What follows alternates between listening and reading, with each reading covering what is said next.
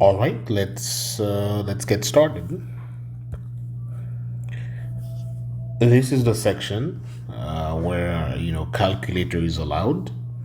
So you can make use of that in this section. Question number 1. We have this graph representing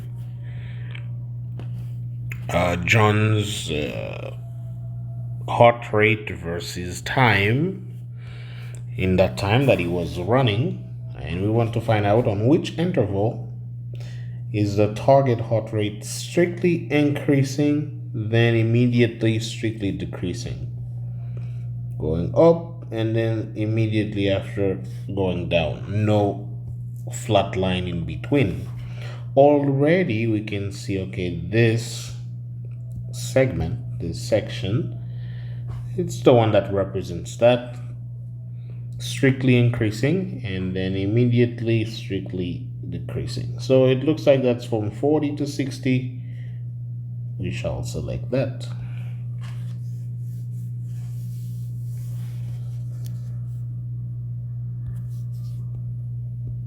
For number 2, if y is equal to kx, again, this is what's called the direct variation.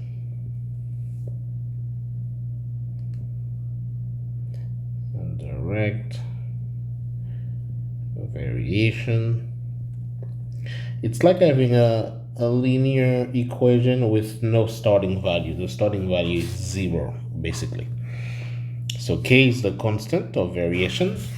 We can find what k is, and then we come up with the full equation. So there are different ways of doing this, but we can do it this way. When y is 24, x was 6, right? When y was 24, x was 6, meaning that if I solve for k, I will find out that k is 4. Okay, so if k is 4, the equation that I'm dealing with is y is equal to 4x, right? So if our equation is y is equal to 4x, fine. We can plug in any input. We can plug in any number into that. So if we want to find the y value when x is 5, well, 4 times 5. When x is 5, y is 20. That's not the only way to solve these kind of problems, but I find it most useful if you can find the formula, and then anything else that is asked beyond that, you should be able to resolve it.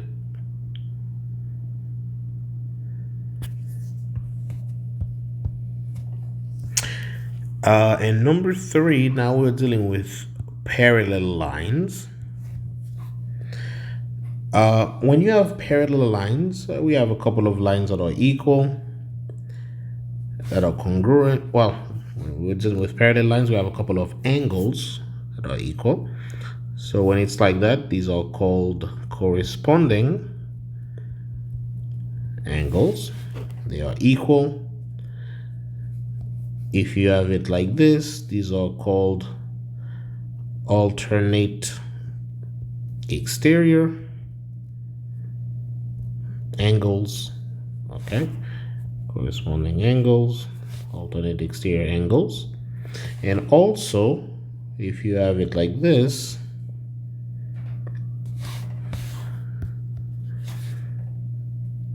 these are called alternate interior angles.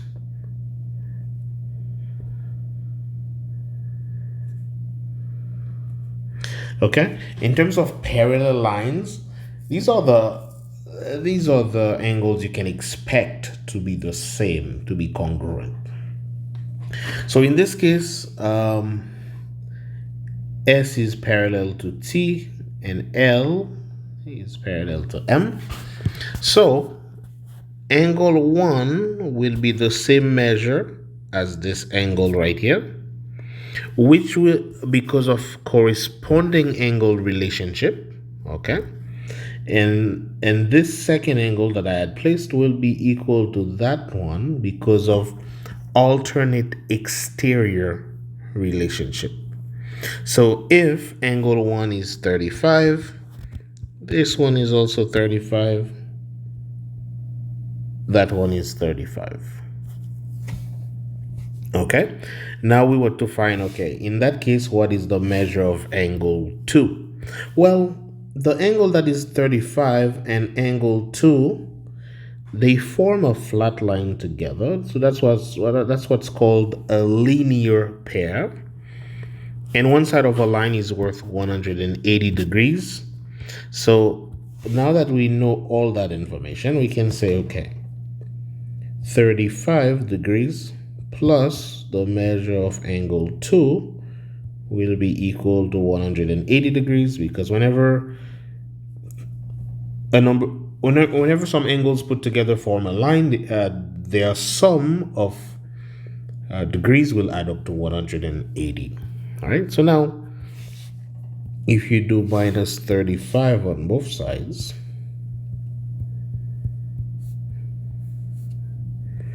you will get that the measure of angle 2 is 145 degrees.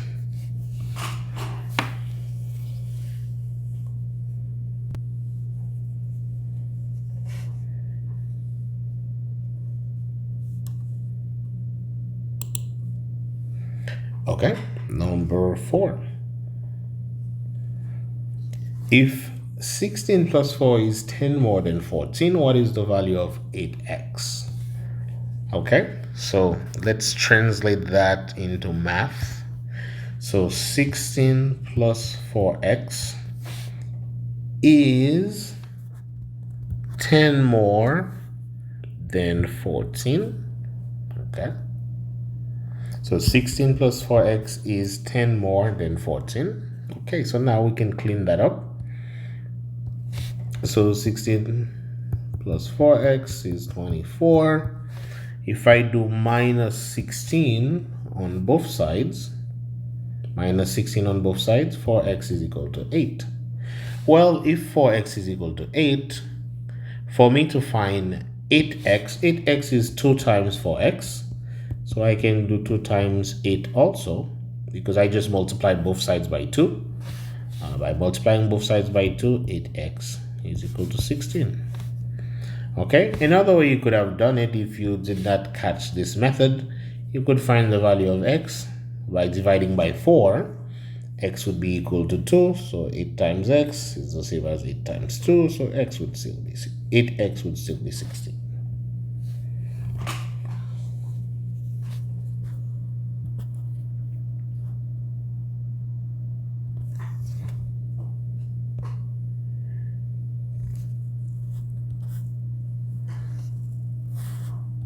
Which of the following graphs best shows a strong negative correlation or association between D and T, right?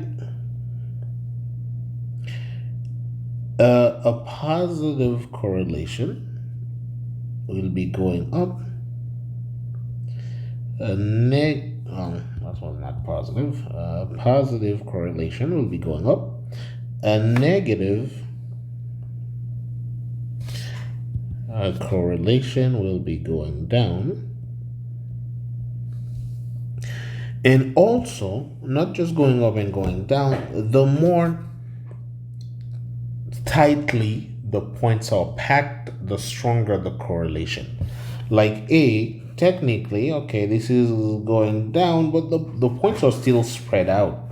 The correlation is not as strong. But look at answer choice D, right? The points are more tightly packed together. C, this is positive, and B, it's almost flat, so you could say almost no correlation. So only A and D are negative, and D is stronger as a negative association because the points are more tightly packed, closer to being a line. For number 6, there are a couple of different ways you could do it. The one I quite like is something called dimensional analysis. So we're going from decagrams all the way to milligram. So we're starting out with 2 decagram. Okay. And at first we're going to convert that to gram. So usually when you're doing dimensional analysis, the unit you want to go to that ends up on top, and the unit you're coming from that ends up at the bottom. So we're going to gram. So we know that we have 10 grams every time we have 1 decagram. Okay, so we have 10 grams every time we have 1 decagram. You can do it step by step. Like you could say, okay, decagram will cancel out, so 2 times 10, that's 20 gram. Okay, now we need to go from gram to milligram. So you would say, okay, 20 gram. To convert it to milligram, we know we have 1,000 milligram every time we have 1 gram. So gram will cancel out. 20 times 1,000, that would be 20,000 milligram. Okay, that's one way to do it. You can even do it in one line. When you do dimensional analysis like this, you can do it all at once on one line. The way you would do that, you could say, okay, 2 decagram times 10 gram per decagram times 1,000 milligram per gram. So the way it would work out is that grams would cancel out, decagrams would cancel out, and then you would end up with 2 times 10 times 1,000 milligram. All right, so that's one way that could work. Another way, you could just build a conversion table. So usually these ones, okay, you have the unit in the middle, you have deci, centi, milli, and you have deca, and maybe hecta in the middle, and then maybe you have kilo all the way up front. So if you have 20, if you're starting from 2 deca, so you start from 2, and you want to reach milli, okay, all you do, you fill in the rest of the space with zeros all the way to the point where you want to reach. So that would give you 20,000 also. So you have options as to how you might want to solve a problem like this.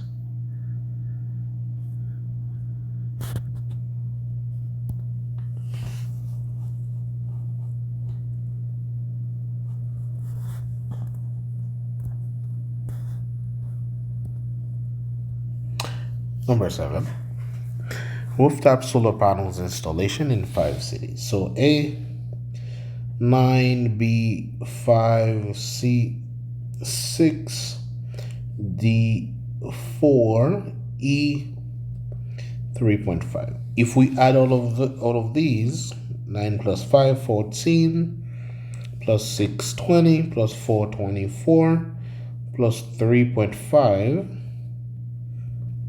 so 27.5. So if they said that the number of installations is 27,500, and if in the graph, after tallying up all the bars, after adding up the values, the y values of all the bars, we get 27.5, that means that they must have been measuring in thousands, because it was 27.5 thousand. So they must have been measuring in thousands. So 27.5 times 1,000, that will leave you 27,500.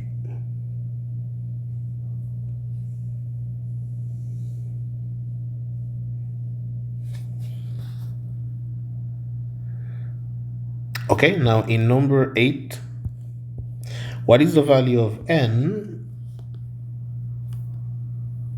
For what value of n is the absolute value of n minus 1 plus 1 is equal to 0. Now remember that the absolute value of any number right? Any value you put inside of the absolute value, it should the value for that, the answer for that should be a positive number. Any number you put inside of an absolute value should be positive.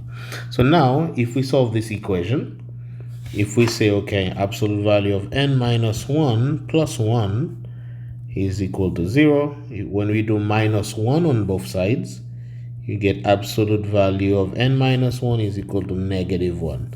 So that cannot be, because the whole purpose of the absolute value is so that it yield a positive value. So that can't be. So for that reason, there is no such value of n that would fit into that equation. This is a no solution kind of thing.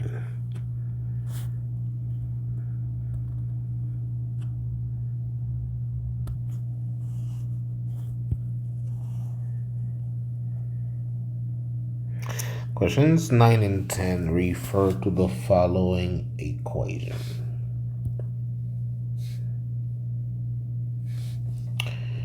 Question number 9. Well, let's first understand what's going on here. A is the speed of a sound wave, and T is the temperature. So which of the following expresses the temperature T in terms of the speed of a sound wave? A. All right, so let's work with that. A is equal to 1052 plus 1.08 T.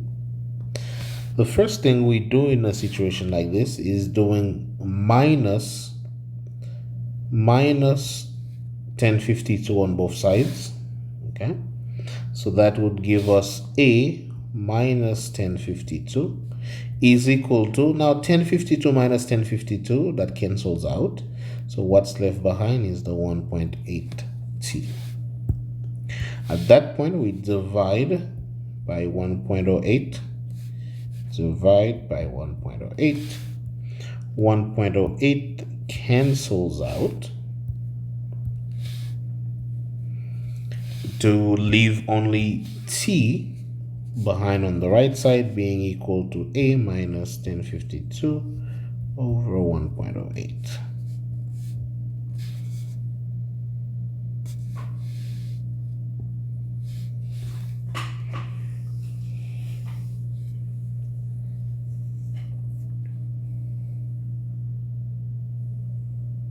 Number 10.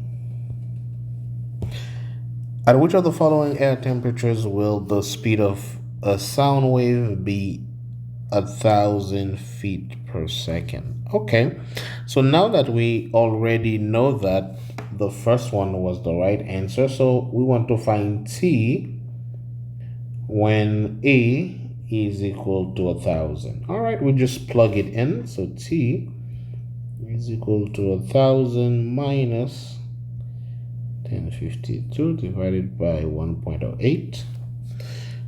So 1,000 minus 1052, that's negative 52 divided by 1.08.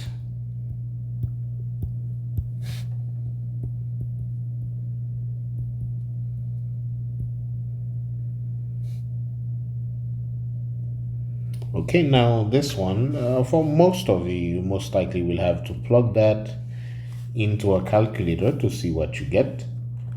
Basically, negative 52 divided by 1.08. That will give approximately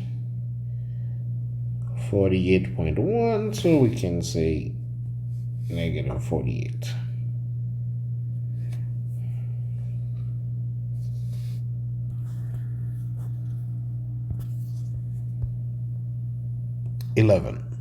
Which of the following numbers is not a solution of the inequality 3x minus 5 is greater than or equal to 4x minus 3? So what we can do, okay, we have two ways of doing it. The first way is to do minus 3x on both sides. So you will end up with -5 is greater than or equal to x minus 3. And then you would do plus 3 on both sides. So that would give you -2 is greater than or equal to x. So, but the tricky thing is the way to read it. Okay, if -2 is greater than or equal to x, you have to read it backwards from the point of view of the x. You have to say x is less than or equal to -2. Okay, so x is less than or equal to -2. Right? That's one way to do it. Another way to do it is to say, okay, let's leave the x on the left side so that it makes it easier for us to read it. Let's add 5 to both sides instead. So 3x is greater than or equal to 4x plus 2. Let's subtract 4x from both sides. So we get -x, -1x, is greater than or equal to +2. So now we don't want -1x, so we have to divide by -1 on both sides. And when you divide by a negative, when you divide or multiply an inequality by a negative number, you have to flip the sign. So if it was greater than, you have to write it now as less than. 2 divided by -1 is -2. So x is less than or equal to -2. So from -2 to numbers less than that, these are the values x can take. So which one can it not take? Well, it cannot be -1.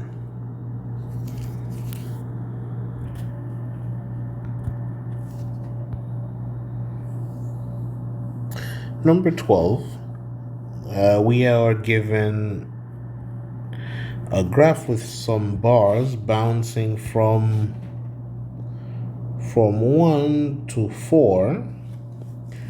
So if the values are bouncing between 1 and 4, so the average has to be between 1 and 4 as well. So the average will be greater than 1 but less than 4. So it would be a number in that range. So the number that is closest to the average would have to be 4 itself, because 5, 6, 7 are moving away from the average.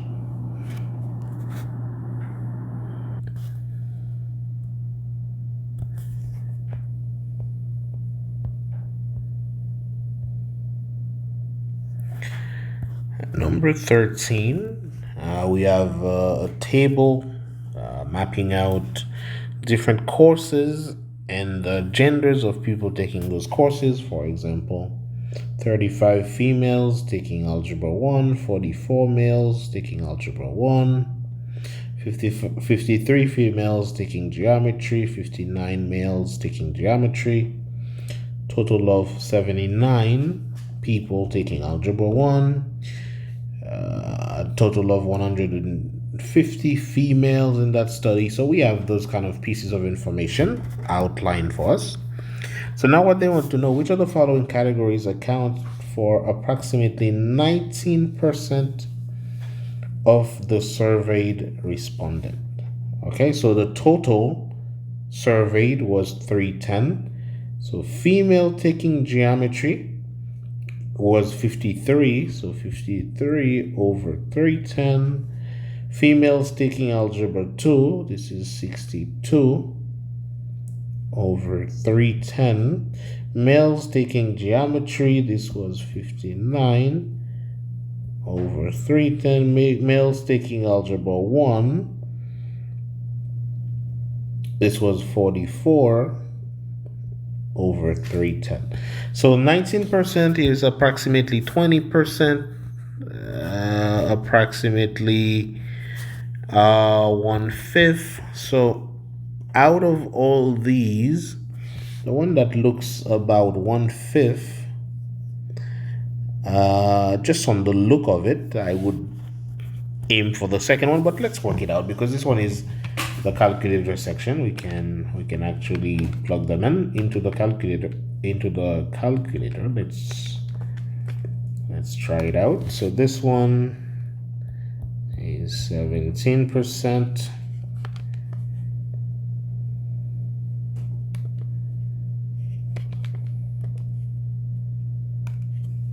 This one is exactly 20%.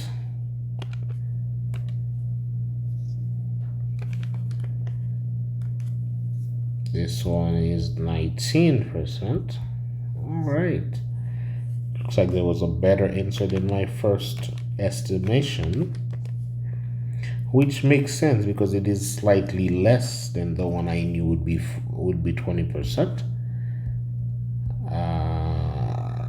So that makes sense. So the one that would be 19% is males taking geometry.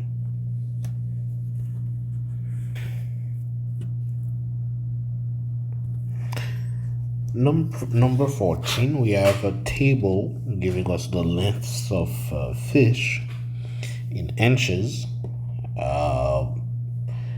from 8 ramping up all the way to 24. And they ask us between the mean, median, and range, which will change the most if the value of 24, if that one is removed, what will change the most? The mean is the average. Median, it's the middle number. If you arrange them from least to greatest, and then you find that number exactly in the middle, or if it's two numbers exactly in the middle, the average of those two numbers, that would be your median. The range is the difference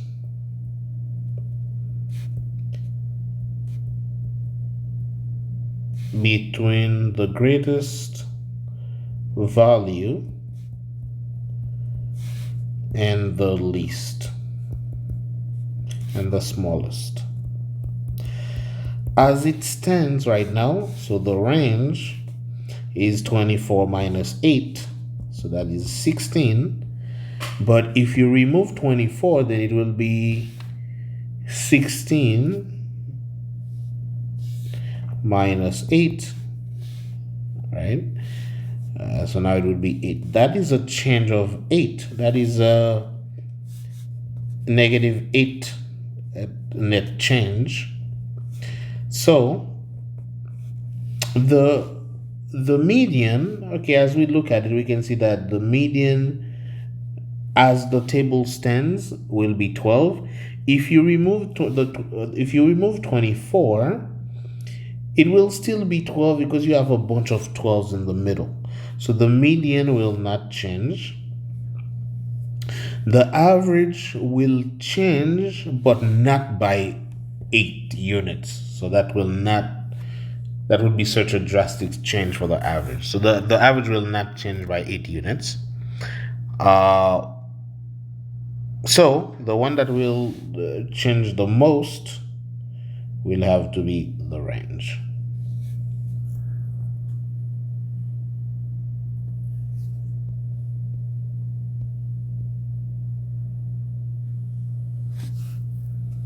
(15) and 16 refers to the following graph: total cost of renting a boat versus time.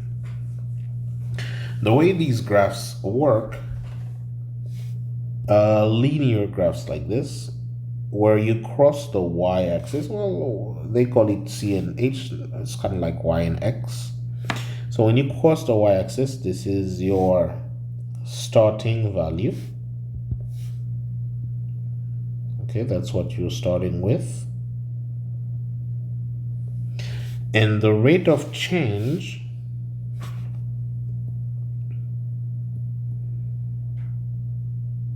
will be equal to change in y versus change in x. And I don't know if you recall the slope-intercept form of linear equations. Y is equal to mx plus b. This is the slope. So that's the rate of change, the constant rate of change, and this is the y-intercept or your starting value. Okay, we'll just keep all of that in mind as we try to solve this. So what does the C represent? Well, the C-intercept. What does the C-intercept, which is kind of like the y-intercept? It's the starting value. So the initial cost of renting that boat, the starting value.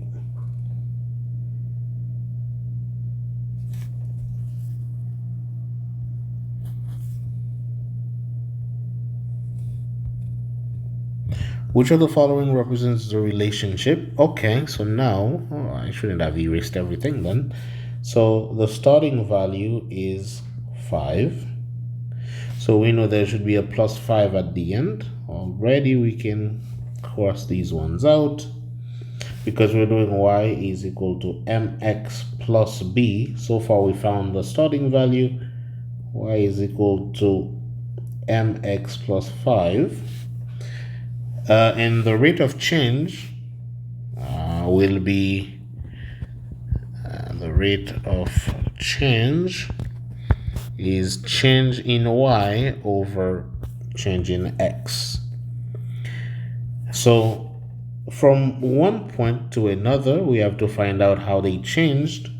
So from this point to that point in y, it was 1, 2, 3 units. So the change in y was 3 units. The change in x was 1, 2, 3, 4 units. So the change in x was 4 units. So if the slope is change in y over change in x, it would have to be 3 over 4. That is our slope. So the slope is 3 over 4. The starting value is 5. So we're looking into y is equal to 3 over 4x plus 5.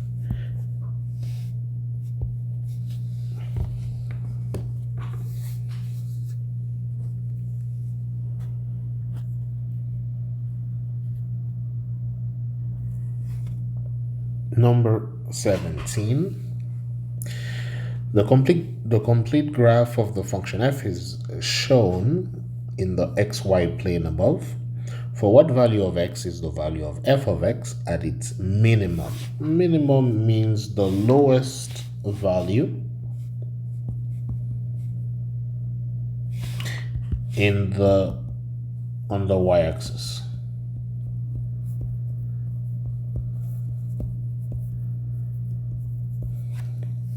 Because we're talking about f of x. F of x is y. So the lowest value on the y-axis was this point right here. So at that time, okay, although for y this is point -2, but the x value at that time was -3. So in terms of x comma y, this is point -3, -2, -1, -2, -3, and in y, -1, -2. But what they were asking for is for what value of x is the y at its minimum. That was when x was -3.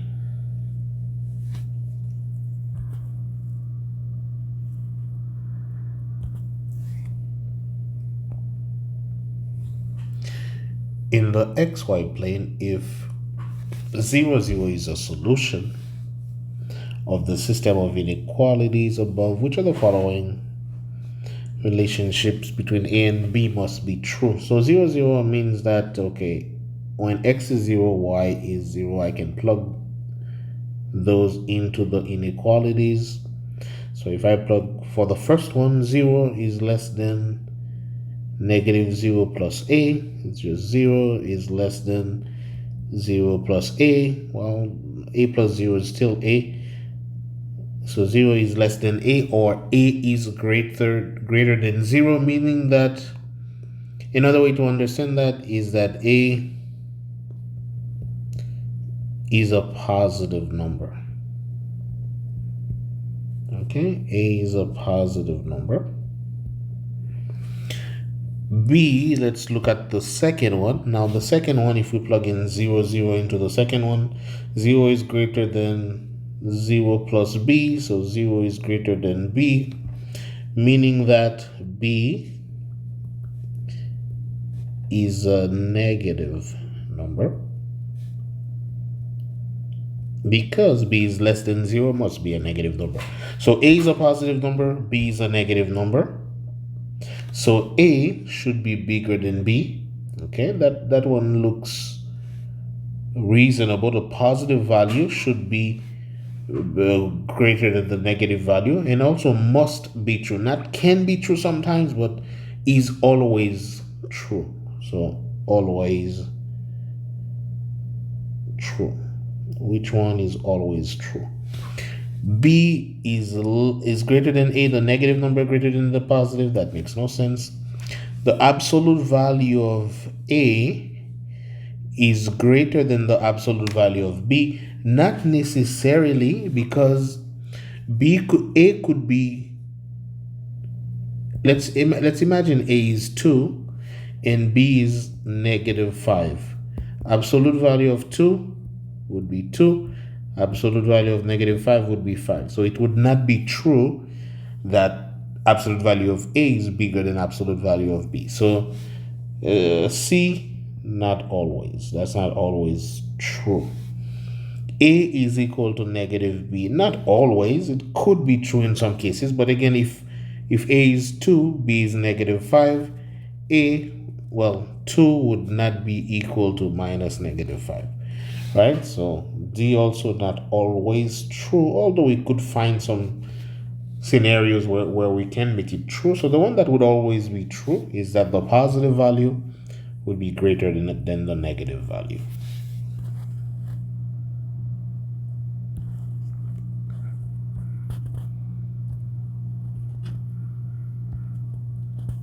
Number 19, a food truck sells salads for $6.50 each and drinks for $2 each. The food truck's revenue from selling a total of 209 salads and drinks in one day is $836.50. How many salads were sold?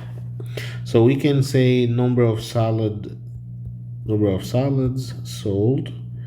We will represent that by X, and number of drinks sold, we will represent that by Y. So the first thing one of the things they told us is that the number of salads sold plus the number of drinks sold was 209.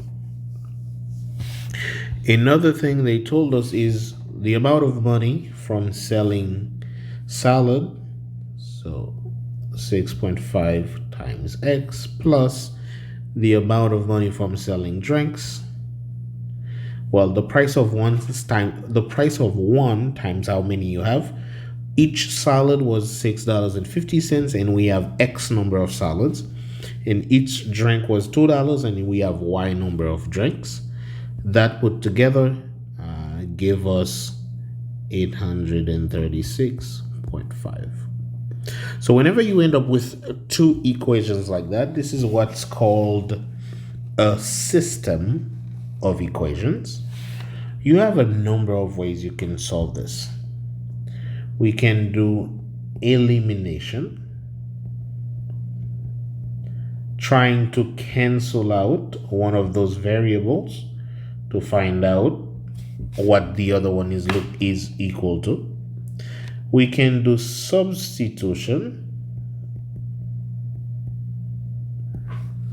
by changing one of those equations to know what one of the variables is equal to. For example, we can find out what X is equal to, or find out what Y is equal to, and plug it into the second equation.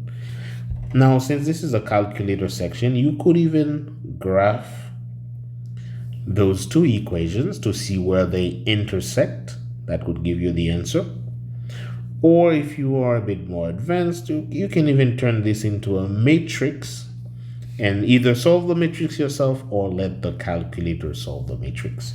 So this matrix would be a 1, 1, 2, or 9 matrix, 6.5, 2, 836.5. So there's usually a little dashed line here for augmented matrix. If you know how to plug that into the proper calculator, that can solve it for you as well. When you graph it, you would be looking for the point of intersection where they cross. And if you do substitution, either you're looking for y is equal to, or you're looking for x is equal to, and then you plug it into the second one. And also when you're graphing it, depending on the calculator, you may have to rearrange both equations in the form of y is equal to something, to use the slope-intercept form in the calculator, because some calculators, that's the format they can graph the easiest. Me, what I'll do, I will choose elimination for this one. I'm not sure it's necessarily the fastest one here, but because of the way it's looking, I can easily cancel out the y. The way I would do that, if I multiply the top equation by -2, and then I add it to the second equation. So -2 times x would be -2x plus 6.5, that would become 4.5x. -2 times y would become -2y plus 2y, that would cancel out. And -2 times 209 would be -418. And then if I do -418 plus 836.5, that would give me 418.5. At that stage, if I want to solve for x, I divide by 4.5. That allows me to cancel out the 4.5. 4.5 over 4.5, that would be 1. So 1x is equal to 93. So x represented the number of salads, and that's what the question was asking for. How many salads were sold? 93 salads.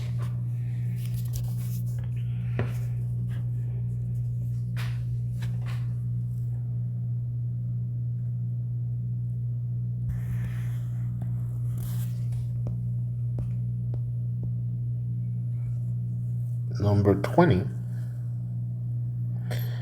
Alma bought a laptop computer at a store that gave 20% discount of its original price.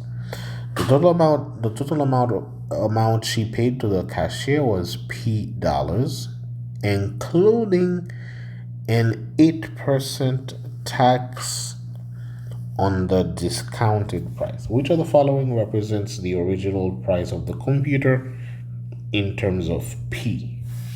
Okay, so the original price, now the way they worded it, it's very tricky for most people.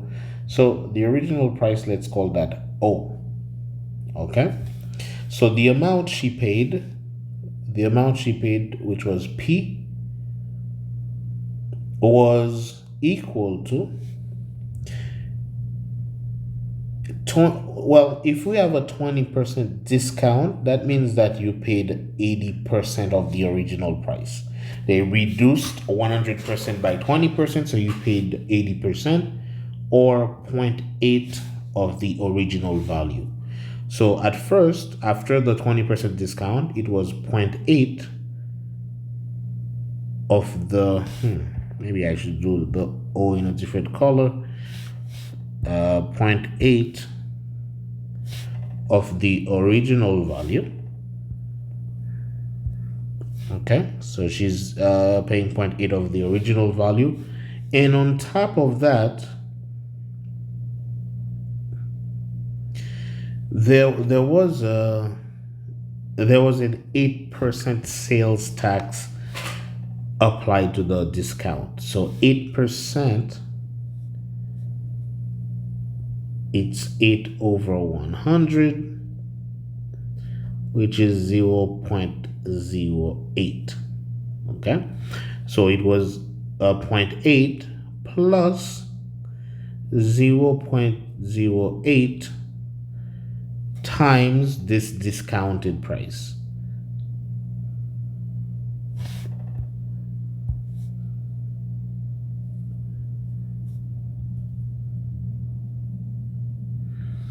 Okay, so the original price was O.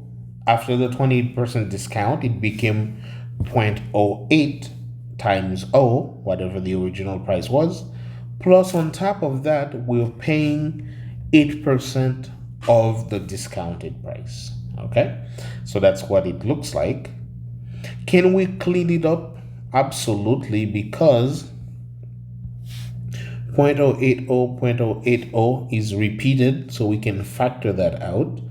We can say that the price they paid was, if we factor 0.08 times the original price out, what's left on the inside, well, 0.080 divided by 0.080 will be 1. And in the second portion, if you divide by 0.080 for original price, what you will be left with is 0.08. Okay, so otherwise, P is equal to 0.08 times the original price times 1.08. Okay, so this is the scenario we have going on here. So now they are asking us to represent the original price. We want to find the original price by itself. So if we want the original price by itself, we can divide both sides by 0.08 times 1.08. What that would do, it would allow us to cancel this 0.08 and also to cancel this 1.08. So on the right side, we would only be left with the O for original price,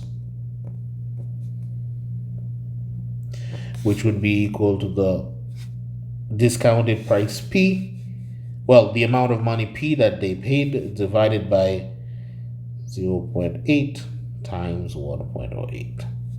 Okay, so that's what we would end up with after we simplify.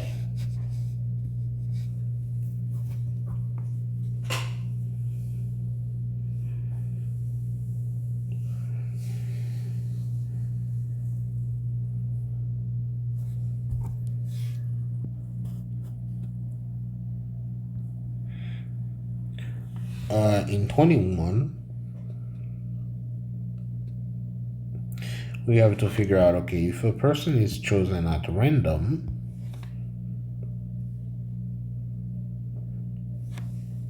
from those who recalled at least one dream. So those who recalled at least one dream were in the group from 1 to 4 and 5 or more. So at least one dream, both of those groups are included in at least one dream. What is the probability that the person belonged to group Y? So from this, what is the probability that they came from this portion? Okay, so from the ones that recalled one or more, so the first column doesn't count. So how many could have been from group Y? What is the probability that somebody is from group Y? Okay, so all you do, you count. So probability is portion over the total of what we're considering. Okay, so the portion of people who could have been from group Y were 11 plus 68 over the total was 39 for those who fell into 1 to 4 and 120 5 for those who were 5 or more. So if we clean that up, we get 79 over 164. So that's the probability that from those who had 1 or more, that they could be from group Y.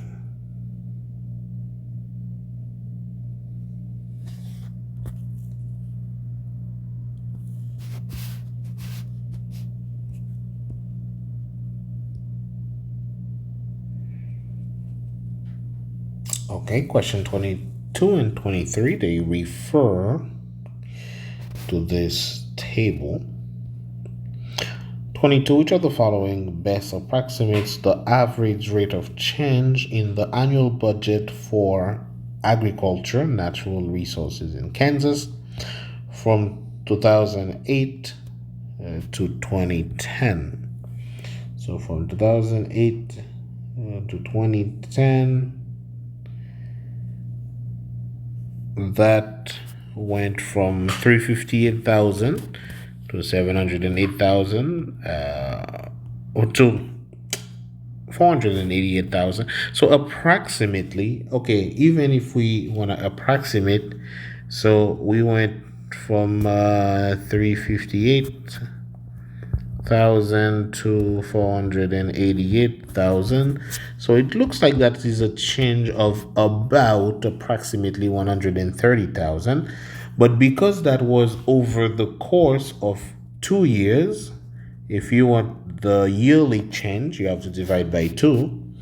So that would be approximately 65,000 per year. Okay, so that would be a change of approximately 65,000 per year.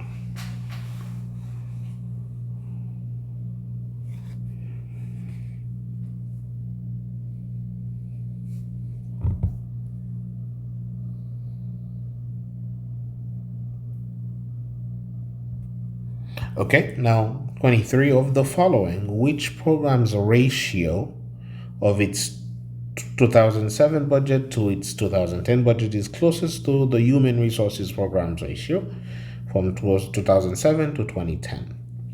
So first we have to analyze the human resources, what was happening with that from 2007 to 2010.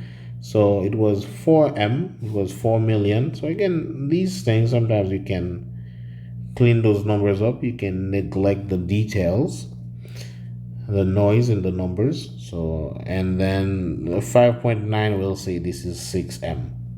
So from 2007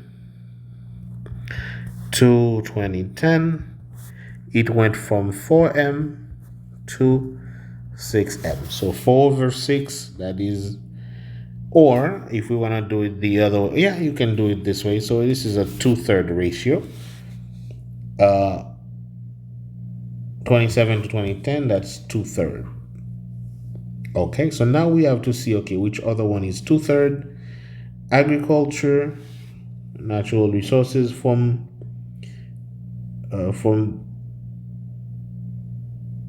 3.7 to 4.9, from 4 to 5, that doesn't look like a 1.5 times increase. 4 over 5, no. If you do education from 2 to 3, actually that works, actually 2/3. So from approximately 2 million to approximately 3 million. So if you do from 2007 to 2010, so that's 2 to 3. That's a ratio of 2 to 3. So I'll select education for that one. But we can still take a look at the other ones just for confirmation's sake. So highways from 1.5 to 1.7. No, that's not a 2 to 3 ratio. Public safety from 2.6 to 4.6. No, that is not a 2 to 3 ratio.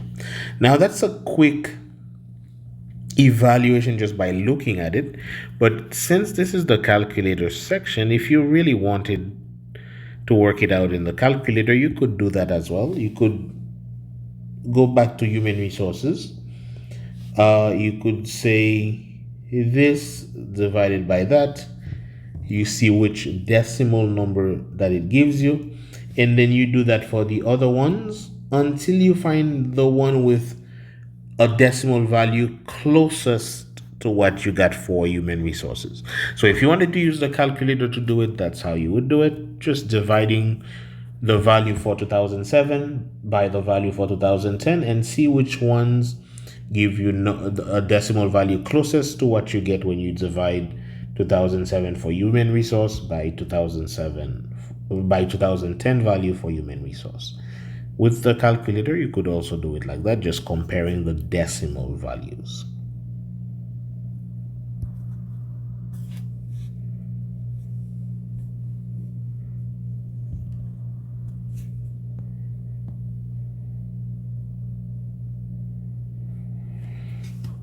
(24) Which of the following is an equation of a circle in the xy plane with center at 0, 4 in radius with endpoints at 4/3, 5? Okay, now the equation for a circle usually comes in this format: x minus h squared plus y minus k squared is equal to radius squared. So this is how it usually comes. So this one, if I start plugging in the values, it should be x minus, let me clarify, where hk is the center. So let's clarify that. X minus h, y minus k, both squared is equal to r squared, where h comma k is the center of the circle. Okay, so if that is the case, then from this given center, I can say it should be x minus 0 squared plus y minus 4 squared is equal to the radius square. We'll see if we have to look for the radius in a moment. Let's see if simplifying this helps us out. So x minus 0 squared is just x squared plus y minus 4 squared is equal to some r squared. So we can already get rid of this one. We can get rid of that one. So now we're down between A and C. All right. Now the radius has endpoint at 4/3, 5. And it's starting from 0, 4. What we can do, if we have one point is located at 0, 4, the other point is located at 4/3, 5, we can do the distance formula to find the length of that. Or we can, the distance formula says that the distance will be equal to the square root of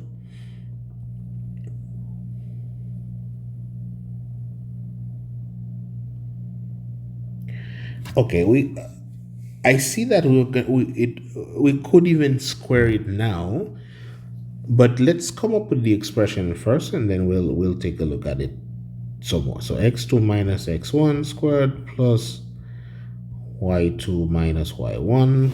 That's what the distance formula, that's what it says. So the distance between those 2 points, that is the one that will end up being the radius anyway. Okay, so the distance between the center and the endpoint of the radius, from the center to the edge of the circle, to the circumference of the circle, that will end up being the radius anyway. So since we need the radius squared, we might as well go ahead and square those things now. So radius squared will be equal to, well, the square will cancel out the square root. It will be x2 minus x1 squared plus y2 minus y1. squared also. I had forgotten to put the square earlier. We can put it now. So let's see. X2 was 4/3.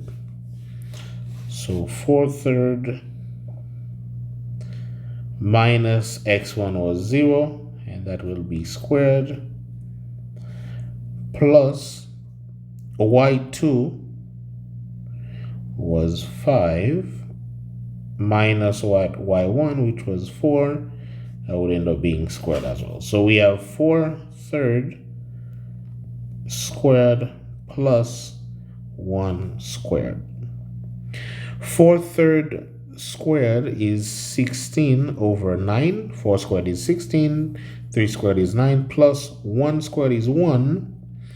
But 1, we can also write it as 9 over 9.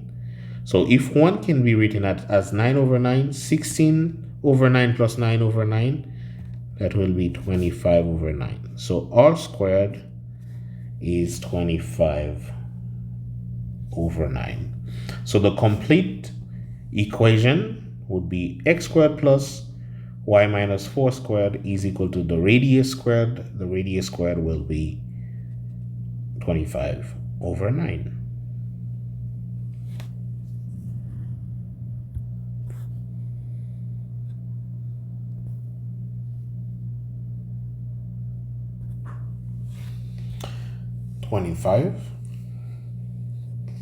The equation above expresses the approximate height h in meters of a ball t seconds after it is launched vertically upward from the ground with an initial velocity of 25 meters per second. After approximately how many seconds will the ball hit the ground? Hitting the ground is a height of 0, so h will be equal to 0. So 0 is equal to negative 4.9 t squared plus 25t. So what we can do, we have a couple of ways of solving this. You could use the quadratic equation. You could divide by t, but I think one of the best ways to solve this is to factor out t. So when you factor out t, you're left with 4.9t plus 25. So for this multiplication to be equal to 0, either t is already equal to 0, which makes sense because at the beginning the ball would have been on the ground, or negative 4.9t plus 25 is equal to 0. That's another possibility. So for the whole thing for the multiplication to equal to 0, either this portion was equal to 0 or that portion was equal to 0. One of them must have been equal to 0 for the whole thing to be equal to 0. So now if we do minus 25 on both sides, you will get negative 4.9t is equal to negative 25. Now, negative 4.9, that is approximately negative 5t is equal to negative 25. So if we divide by 5 on both sides, okay, if we divide by 5 on both sides, t will be approximately, well, this was negative 5, let's correct that, so negative 5t, it was negative 4.9, but we're saying negative 4.9 is approximately 5. So we divide by negative 5, so t will be approximately 5. So at time 5, the ball will hit the ground. It will be at height 0, which represents the ground.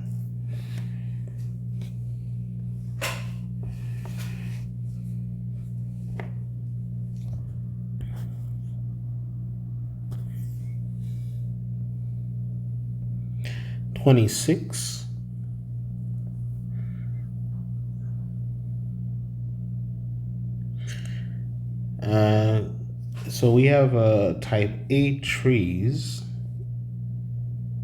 that produce 20% more pairs than type B. If type A produced 144, how many did type B produce? So that means type A is equal to whatever type B produced plus 20% of whatever type B produced. So because type A produced 20% more, or if we simplify, it's A is equal to B plus 0.2B, or if we factor the B out, B times 1 plus 0.2 if we divide both terms by B, and if we combine that number at the end, it's B times 1.2. If we pass that to the front, A is equal to 1.2B. Okay, so whatever B is producing, A is producing 1.2 times that. So if type A produced 144, we have to find B because we know, okay, so A was 1.2 times whatever B is producing.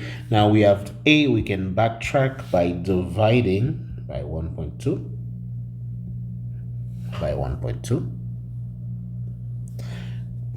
12 times 12 is 144, so this tells me this will be 120. So type B must have produced 120. So if you want to double check, you could say, okay, 120 plus 20% of 120 will be 120 plus 24, that will be 144. So when type B produces 120, type A will produce 144.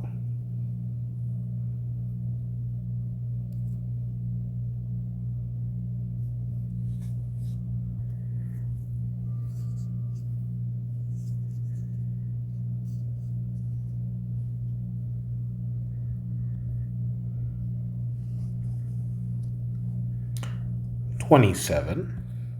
Okay, we have a field that is 10 by 10. So 10 by 10, that is 100 meters squared. And each meter squared is being assigned for digging at random spots. And the average number of earthworm that they are getting, we could say, okay, approximately 150 earthworms per square meter. Okay, that's what they are getting. So if we would like to estimate, if we would like to approximate how many we will find in the entire field at that same depth, all we have to do, if the average per square meter was 150 earthworms per meter squared, well, we'll just have to multiply that by the total area. The field was 10 by 10, which was 100 meters squared. A meter squared would cancel out, and we would end up with 150 times 100, adding 2 zeros. So approximately 15,000 earthworm could be underneath that field to a depth of 5 centimeters.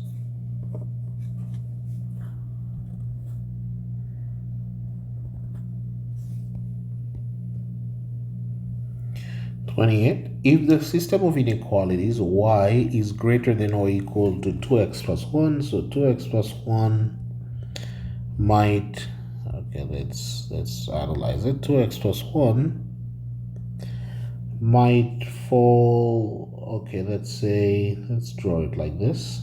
That's approximately the line to x plus 1. Greater than would be on this side. We would shade this side. That's the region representing the solution for the first one. The second one, 1/2 minus 1. So let's say this one would be like this. Okay, let's say we are here. So the region that really is the solution is where they overlap. Okay, that region where they overlap, that's the real solution. Yeah. So which quadrant contains no solution to the system? Well, that was quadrant 4. There was no overlap in that region.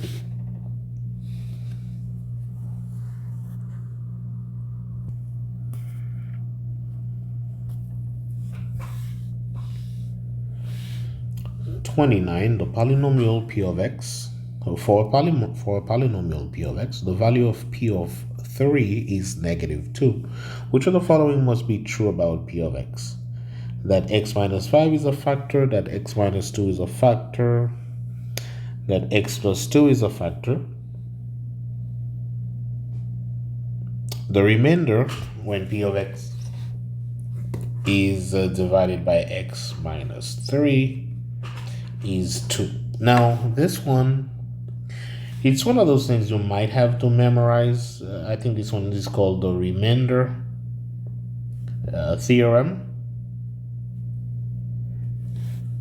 Okay, it says that, okay, when you plug in a certain value into that function,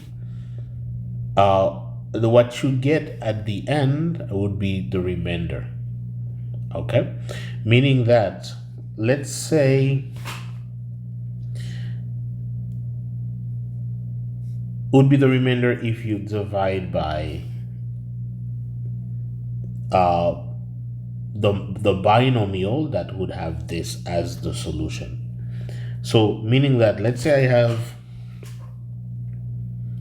x squared plus 5x, let's say plus 9. Okay, if I divide that by x minus 3, for example, okay, if we do long division with this one, so x squared plus 5x plus 9, let's say we're doing long division, x minus 3, x times, so x squared minus 3x, bring the 9 down. Actually, because we're subtracting, this one should be an 8. X squared minus x squared cancels out. 5 minus -3, that becomes 8. So plus 8, so that will become 8x minus 24.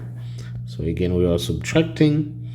8x minus 8x cancels out. 9 minus -24, that will become 33. Okay, that's the remainder.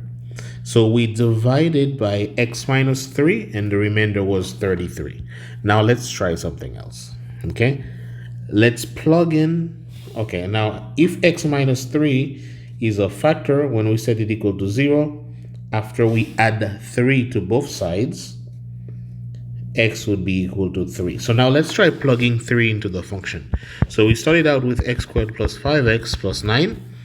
Now let's say it's 3 squared plus 5 times 3 plus 9. So we get 9 plus 15 plus 9. 9 plus 15, 24. 24 plus 9, 33. As you can see, the value you get when you plug in that solution into, when you substitute that value into the expression, is the same number that you get as the remainder of if you were to divide by the factor that would have this number as the solution. So this one I think it's called the Remainder Theorem. So when you substitute 3 into the function, you get -2. That means that if we were to divide by x minus 3, the remainder would be 2. Okay, so that's remainder theorem.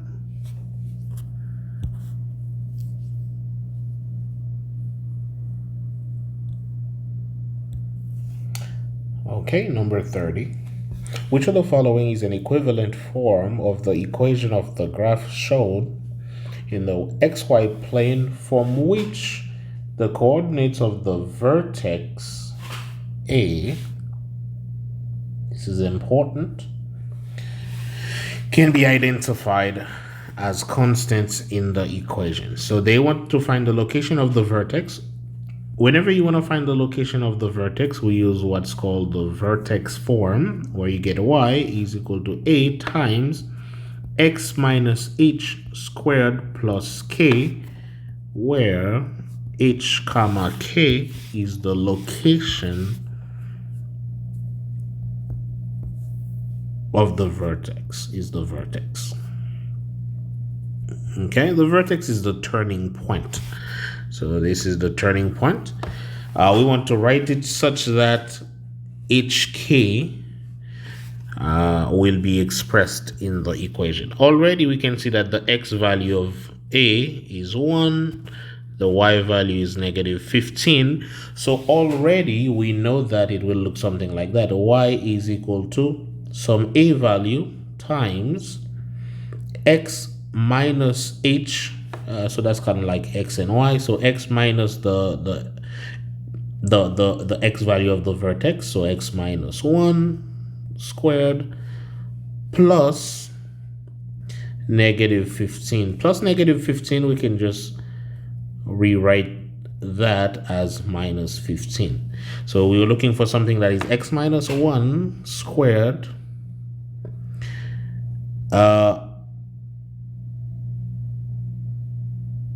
minus 15. Okay, that's what I was thinking, but now I'm not quite seeing that expression unless I read it wrong. One moment. Oh, so it's not quite 15. It's a little below 15 now that I look closer. So yeah, it's a little below 15. So that is one method to do it. That's not the only method. There are other ways of doing it. We can convert this equation and then convert it to vertex form. But just by looking at the position of the vertex, we know, okay, the vertex is 1, -16. We can already find out approximately where the point is located and plug that point into the vertex form of linear equations. And then that can give us approximately what the answer is. Now you might be asking yourself, okay, you had also put some a value. What is that a value? Well, sometimes in front of it, it's not always 1. Okay, you might have a different number. So again, let's redo this one. So a was located approximately at 1, 16. So the vertex form says that it should be a times x minus h squared plus k, and hk will be the location of the vertex. So we said because of that, it's gonna be y is equal to some a value, x minus h, well, x minus the x value of the vertex squared plus -15, so minus 15. So the a value, sometimes we get a number in front, but in this case, because we can already see that only one option matches what we have, we can already know that this will be the right answer. But if you have multiple answers that have that same ending and you want to confirm, what you could do, you could also find another point on the graph that is clear to see and you plug that point into the equation to see what your a value should be. So in this case, let's say I select point -3, okay? -3 for x, 0 for y. So when y is 0, x is -3. Okay, so 0 is equal to 8 times -3 minus 1 is -4. -4 squared, that is 16, minus 16. If I pass that 16 to the other side, we get 16 negative, or if I add 16 to both sides, you get 16 is equal to 8 times 16. If you divide both sides by 16, you get a is equal to 1. So the a value was nothing to worry about. It was just a 1. So it's basically y is equal to 1 times x minus 1 squared minus 16. And if it's a 1, we don't even need to put it. So it's y is equal to x minus 1 squared minus 16. Okay, just like that.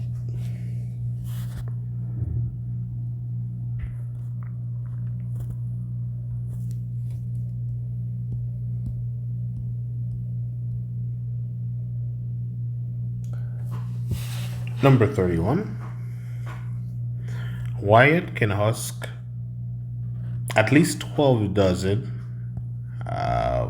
ears of corn per hour. So minimum rate 12 per hour, and at most, so maximum 12 dozen per hour.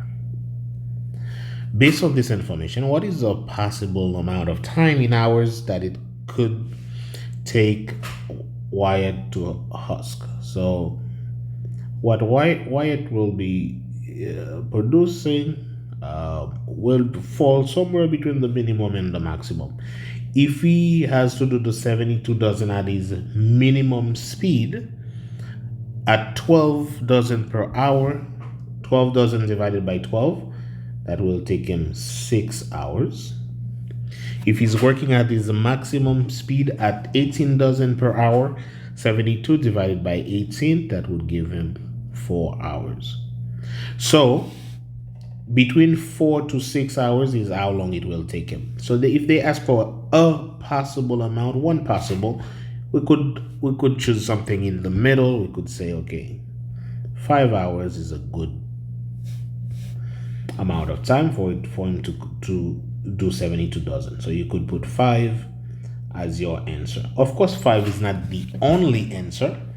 Any number between 4 and 6, probably even including 4 and 6, could work, but a safe space is in the middle, so you'd put 5. In 5 hours, he should have completed that task.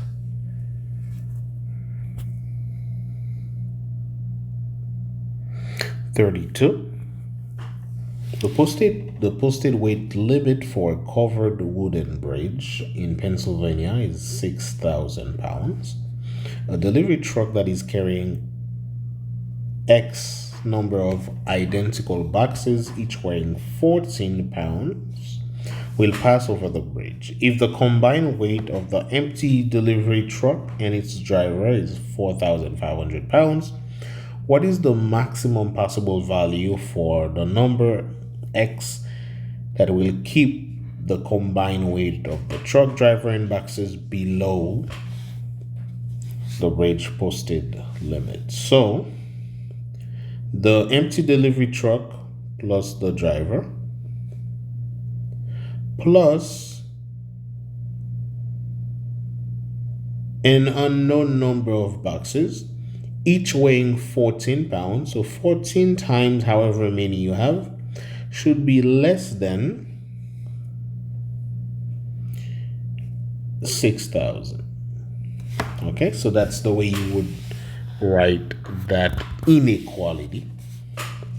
If we do minus 4,500 on both sides, on the left side you would be left with 14x is less than, on the right side you would end up with 1,500, because 6,000 minus 4,500 Okay, and on the left side, the 4,500 got canceled out because we subtracted 4,500 on both sides. At this stage, you would go ahead and divide by 14 on both sides. Okay, so that would give x to be less than or equal, well, less than 1,500 divided by 14. Let's find out what that number is.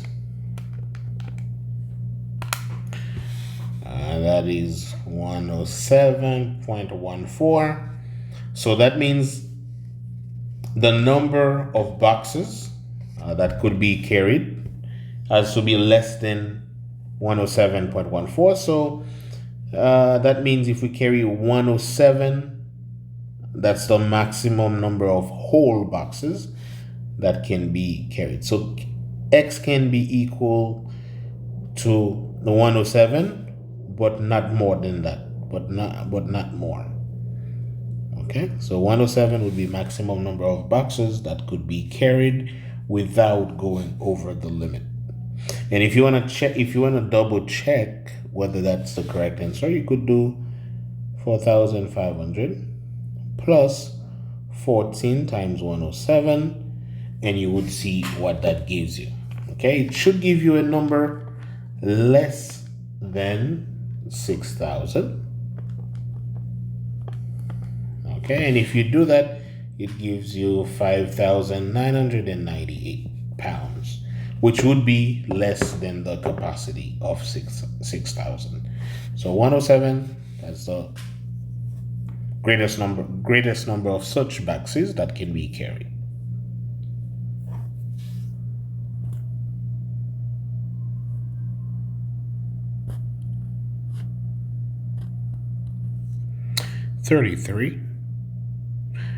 We have a graph showing the number of portables sold, mapped out over different years.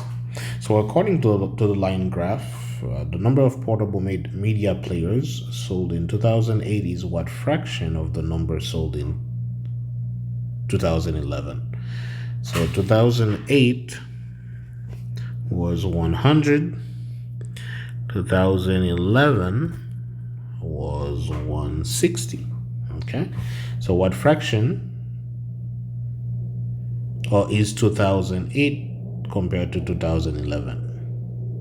So 2008 over 2011. So in 2008 it was 100.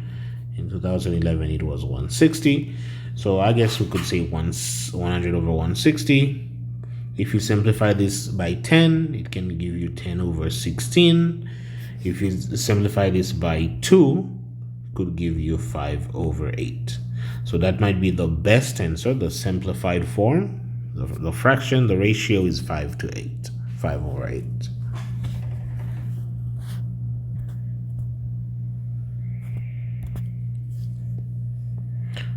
$34.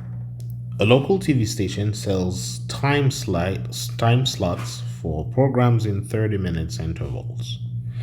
If the station operates 24 hours per day, every day of the week, what is the total number of 30 minutes time slots the station can sell for Tuesday and Wednesday? Okay, so Tuesday, that's 24 hours. Wednesday, that's 24 hours. For these two together, we need to account for 48 hours. Okay. Because we're doing 30 minutes interval, so we will do 2 intervals per hour. Okay. So 2 intervals per hour. So multiply by 48 hours. We can do some dimensional analysis. 48 hours times 2 intervals per hour. Hours will cancel out and we will be left with intervals, and 48 times 2 should be 96 intervals. Okay, so answer should be 96.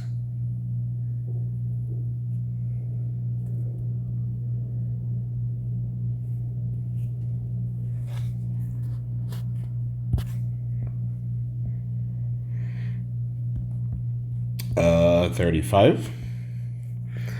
A dairy farmer uses storage silos that is in the shape of a right circular cylinder above.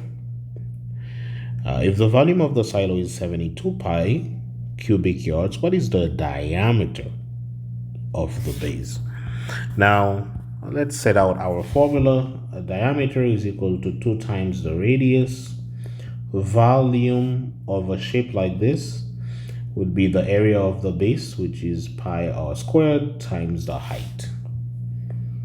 Okay, so we already know the volume, so we can set up some sort of equation. So the volume, 72 pi, is equal to pi times the radius squared times the height, that is 8. If we divide by pi on both sides, 72 is equal to r squared times 8. If we divide by 8 on both sides, r squared is equal to 9. And if we take the square root on both sides, r is equal to 3. So the radius is equal to 3. Now, since diameter is twice the radius, so diameter is equal to 2 times the radius, so the diameter is 6.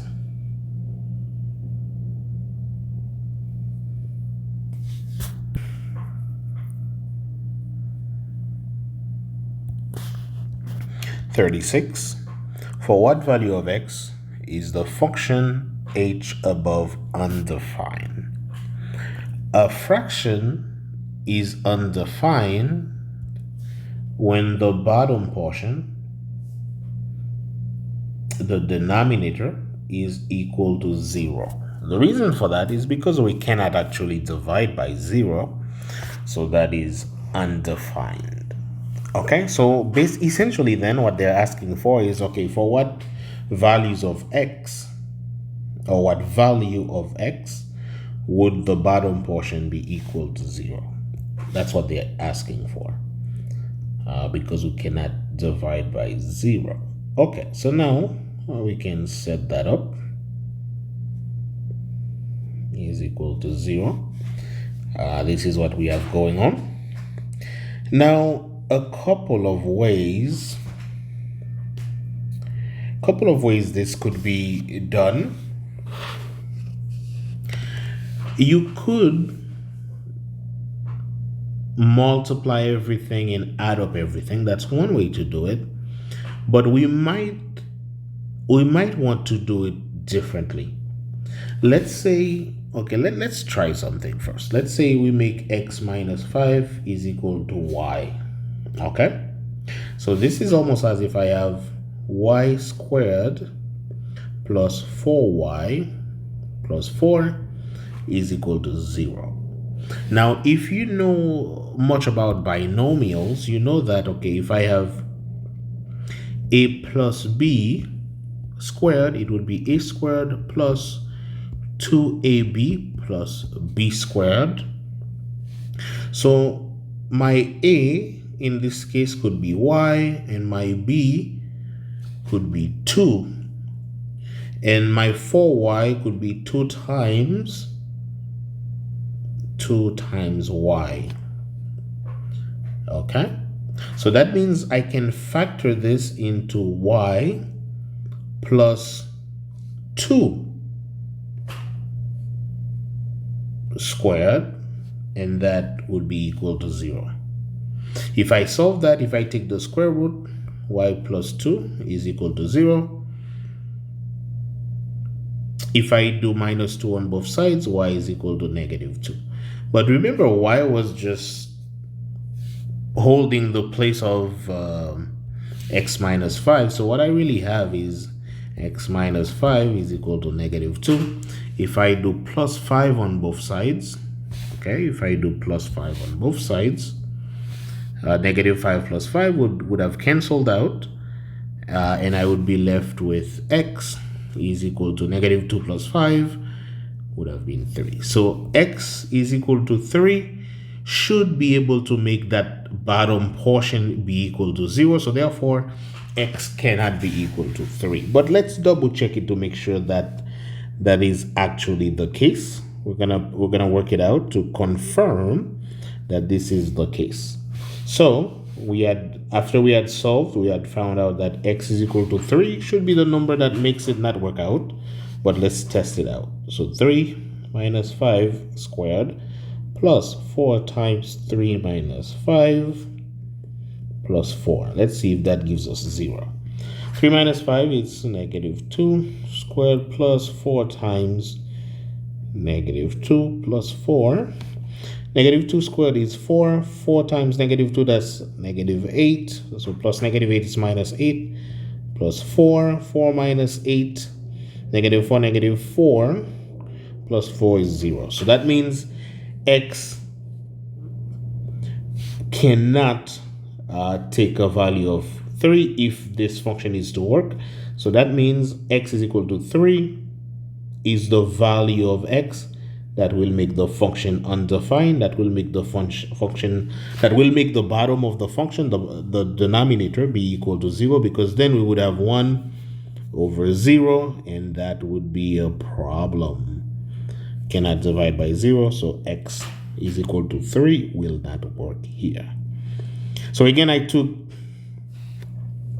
an interesting method of solving this one. You could have expanded everything completely, combined like terms, and still find a way to solve it. I'm sure you could do that, but I did it slightly differently. If you did that, let's see what would have happened if somebody did it the other way. So x minus 5 squared would give you x squared minus 10x plus 25 plus 4 times x would be 4x. 4 times negative 5 would be negative 20 plus 4. Okay, now let's combine like terms. So x squared is by itself. The negative 10x, I could combine it with the 4x. That would give me negative 6x. 25 minus 20, that is 5, plus 4, that is 9. Okay, so I would have x squared minus 6x plus 9 is equal to 0. If I factor it out, so in this case, a minus b squared will be a squared minus 2ab plus b squared. So in this case, my a is x, my b is negative 3. Well, my b is 3, you could say. Well, because I will do minus b. So I will do x minus 3 squared is equal to 0. Take the square root of both sides. X minus 3 is equal to 0. Plus 3 on both sides. X is equal to 3. So this is another way you could have solved this one.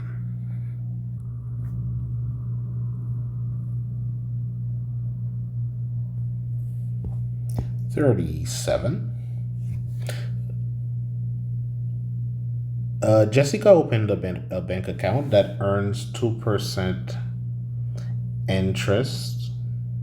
2% is also 0.02 compounded annually. Her initial deposit was $100, and she uses the expression 100 times x to the power of t to find the value of her account after 2 years. What is the value of x in the expression? Well, when you have compounded interest, the total amount, the total value after a certain amount of time, will be equal to the initial value, the value you started with, times 1, which represents the initial amount, plus the rate. Well, since this is compounded annually, okay, if it's not compounded annually, if it's compounded monthly or quarterly, we have to divide by n and raise it to the power of t times n. N stands for the number of compounding in that unit of time. But since we will be compounding annually, so that means once per year, so n will be 1. So we can clean this a little bit.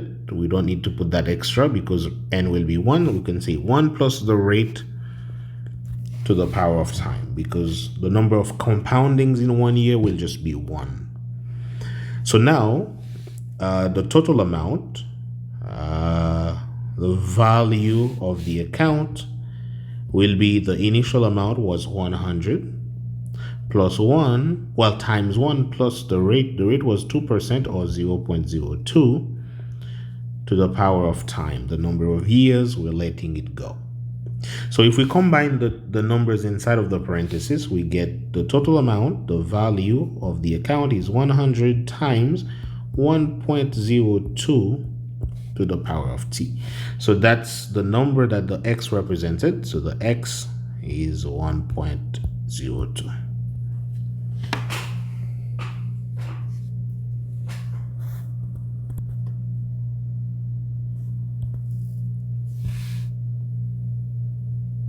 Okay, so now what we had worked out for number 37 was that for Jessica,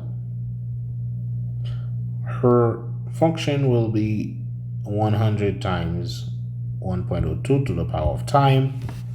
Now for 38, Jessica's friend found an account that earns 2.5%. He's also starting his deposits with $100.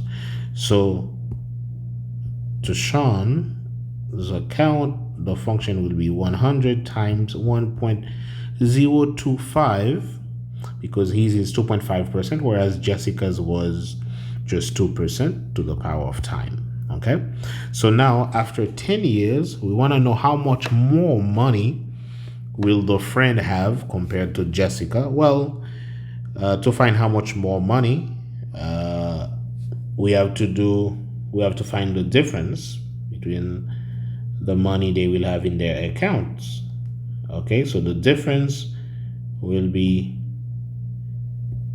Tashawn's minus Jessica's. Okay, so if you do 100 times 1.025 to the power of 10, because we're doing 10 years, minus 100 times 1.02 to the power of 10. Okay, that will give you to the nearest cent probably 6.11. So $6.11. That will be the difference between them. So that means Tashawn will have $6.11 more.